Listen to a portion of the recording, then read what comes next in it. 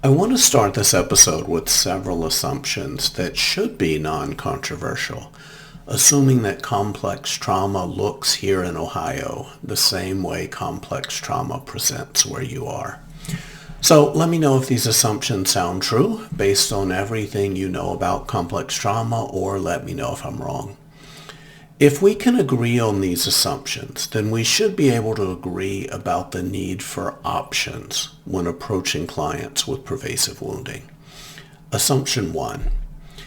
Clients with really complex trauma have a differently wired nervous system than relatively healthy people do, and real harm might occur if you continually expect a complexly traumatized nervous system to respond in ways that a really healthy one does.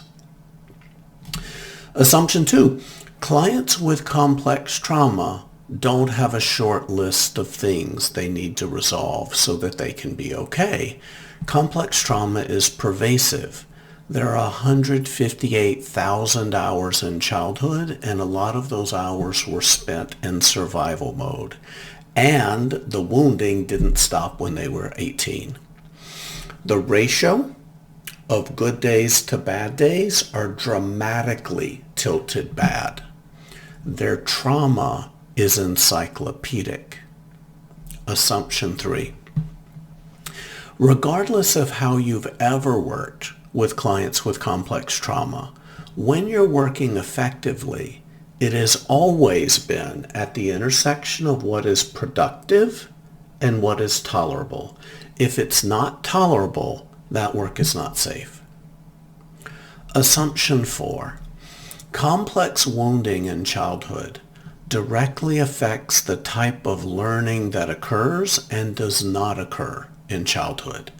Complex trauma is, at least in part, wounding that prevented the formation of the adaptive information needed for healthy and effective functioning. Assumption 5. People with complex trauma often are forced to develop powerful coping strategies that many healthy people simply don't need. These survival strategies include staying ahead of it, disconnecting from it, including your own body, numbing, perfectionism or control, and avoidance. Many of these survival strategies move opposite the core mindful task: slowing down, being present, and noticing. In short, mindfulness is not an intuitive task for most people with complex trauma and is directly triggering for many. If these assumptions are just some of the things that separate a complexly wounded client from a relatively healthy one, aren't all of these things directly relevant in a therapy that requires that clients slow down, be present, and notice? That requires clients already have adaptive information inside them that is needed for them to heal. Were you trained how to work with a client that has a phobic response to slowing down or being present? What about a client who has a window of tolerance the thickness of a piece of paper? Were you trained how to help a client with no adaptive information develop some of the needed adaptive information? My hunch is that you weren't. Why? I don't want to say it, but you already know it's true, and I don't want to get into trouble. But we train you to work with healthy people. We do. We train you to work with people who already know how to slow down, be present, and notice. We assume that there's enough adaptive information already in your nervous system somewhere. But those healthy people aren't your clients. Maybe 5 in 100 are. But if you work in community mental health, no. We train you to work effectively and with fidelity to the clients that you, by and large, don't have on your caseload.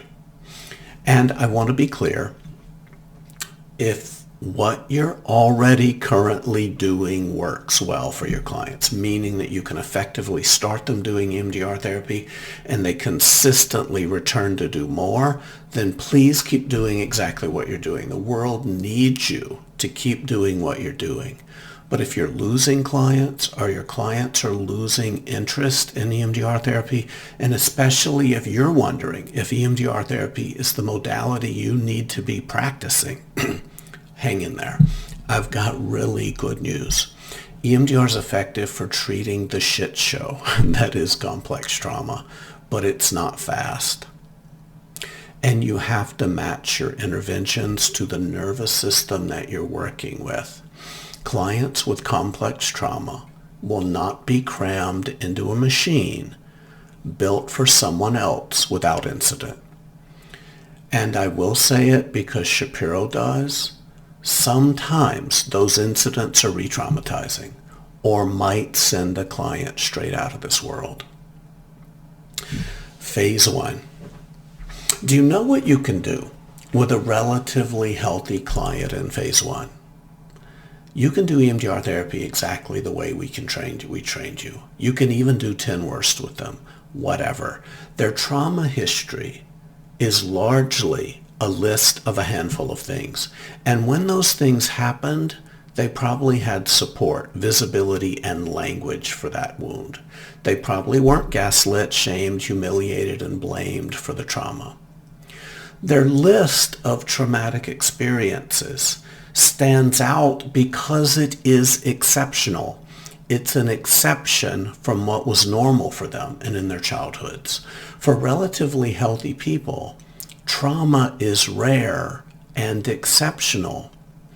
And you can get a really good sense of the clinical picture first session with many generally healthy people. Resource them, line up their targets, and get to work. Your healthy clients are going to be okay. They always were going to be okay. Work with high fidelity to standard protocol with these clients. We trained you well to work with this client. Maybe you're way overthinking phase one with clients with complex trauma. So, Tom, do you do a detailed trauma history of all of your clients, with all of your clients in the first session? No. Well, I was trained we have to. Okay, how's that going? Seriously, if your clients with complex trauma, right, if clients with complex trauma are generally the same where you are as they are here, how are you doing that? A detailed trauma history here with many of my clients with complex trauma would require that they touch dozens of really difficult developmental eras that contain many of the worst things that one person can possibly do to another person and potentially open up a lot of stuff. And based on everything we know about trauma, complex trauma specifically, we're then going to send them home with embers scattered literally everywhere. And I'm only going to ask one question. Why? Why do you need to know on the very first contact all of that information? What are you going to do with it? And even if you think you got all of it, you didn't. That's what complex trauma is. It's complex. It's hundreds of thousands of hours of wounding. And we're probably months from our first processing session. Why do you need to know? Because Francine Shapiro told you that you had to? She didn't. She itemizes all kinds of options that you probably weren't trained in. Sorry, but let's figure this out. Not to belabor the point, but your clients with complex trauma, do you ever get a full and comprehensive case conceptualization the first session with your most wounded clients? Again, if complex trauma is where you are, anything like it is here, you're not. You get some. Next session, you get more. Before long, you organically learn about the assorted buckets of the client's wounding. You learn some stuff about childhood, about attachment. You learn some stuff about a difficult first marriage. You may even learn who some of the bad guys are. So your phase one with clients with complex trauma is usually stretched out because the information needed to conceptualize the case almost always is. This is how you build rapport with clients with complex trauma. The information comes slowly. You already knew that. I'm just reminding you. The goal in working with healthy people is to work quickly and efficiently. You don't need to see them long. The goal, even starting first session, is to quickly conceptualize their case, start resourcing, and develop a plan to quickly and effectively help them process their wounding. Where to start with healthy people? Start with what things float back to. Okay. My focus in working with clients with complex trauma isn't to work quickly and to process all of their trauma as fast as humanly possible. My goal is to find ways to resource the client so that we can start somewhere. Consultees get so caught up in the complexity of their client's wounding, they risk not starting at all. That's one of the big risks. Therapists get so overwhelmed with the extent and severity of clients' wounding that they don't start anywhere. Hundreds of thousands of clients with extreme trauma have showed up at sessions with EMDR therapists, and they've never actually started processing anywhere. Once you've started, you've started. But because of how we train you, EMDR therapists are dying on the wrong hills when it comes to their complex clients. When the client is prepared, start. Start where? Somewhere at the intersection of productive and tolerable. I don't care. Start with the guy who pulled out in front of you in traffic 5 days ago. Start with the breakup of an ex a few exes ago. Starting somewhere will allow you to get the information about how well the client does the core tasks of EMDR therapy. Tolerably activating and deep present-based noticing. Use that information. Starting somewhere will give you a glimpse into the client's fund of adaptive information. Use that information to figure out where to go next. Tom, that sounds chaotic. Okay. Your clients with complex trauma have always confounded your attempts to overly organize their recovery. So there's so many helpful metaphors here that you can find in the book, EMDR with Complex Trauma, the boat and the whale metaphor, which is based on the AIP model, and suggests that you have to be careful about which memories you hook, because you have to have a boat of adaptive information big enough to land that memory content. The marathon metaphor is also helpful. Unless your clients are Olympians, you don't have them start with a marathon. With most of your clients with complex trauma, you have to start with a couch to 2K. Walk, jog more, jog a 2K race, jog, run a 2K race, run a 5K, run a half marathon, hang out there. Jog, run a marathon. With clients with complex trauma, there's no other sensible way to do it. We trained you to work with Olympians, and forcing your clients to run marathons right out of the gate isn't fair to them. It's the wrong place to start with them. You may be cramming a client into an expectation that isn't safe for them and might cause real harm. There are a growing number of people who report being harmed by EMDR therapy. A good chunk of that harm is done by therapists who are not well trained and don't adequately prepare clients for the journey. Most clients with trauma caused by EMDR therapy say that they were not prepared to manage the territories that they were directed into. Don't start with the whales. On day one of running, Don't start with the marathon. It would be surprising if harm didn't occur. Start somewhere tolerable. Let that information guide you.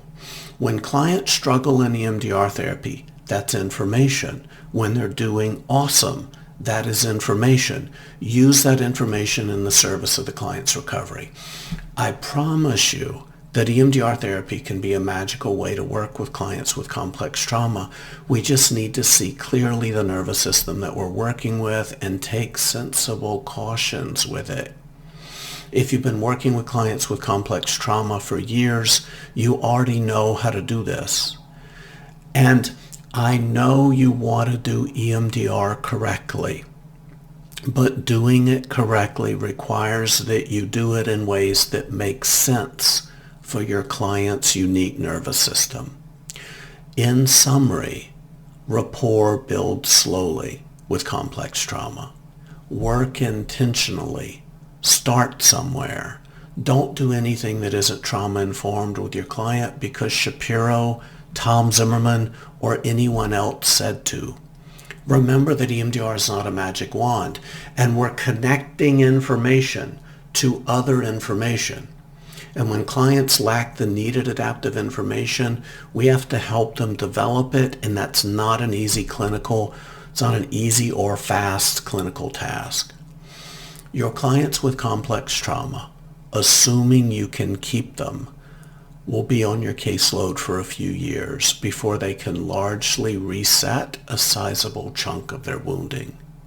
There isn't an ideal way to work with clients with complex trauma. There are a lot of bad ways, and most of those originate from not seeing the client that is in front of you.